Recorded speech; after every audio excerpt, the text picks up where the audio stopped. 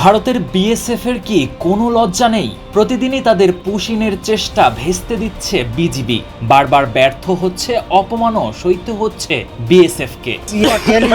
তবুও থামছে না তাদের নতুন নতুন চালবাজি। আবারও সীমান্তে পুশিনের চেষ্টা চালিয়েছে বিএসএফ।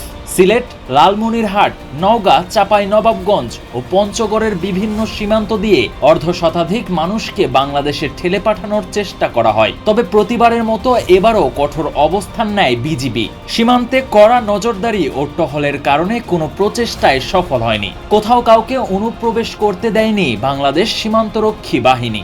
একাধিক স্থানে বিজিবির দৃঢ় অবস্থানের মুখে পিছু হটতে বাধ্য হয়েছে বিএসএফ। পরিস্থিতি নিয়ে উভয় বাহিনীর মধ্যে ফ্ল্যাগ মিটিংও অনুষ্ঠিত হয়েছে। পুশিন ঠেকাতে পুরো সীমান্ত জুড়ে সর্বোচ্চ সতর্ক অবস্থানে রয়েছে বিজিবি। দেশের সার্বভৌমত্ব ও সীমান্ত নিরাপত্তার প্রশ্নে এক চুল পরিমাণ ছাড় দিতে রাজি নয় তারা।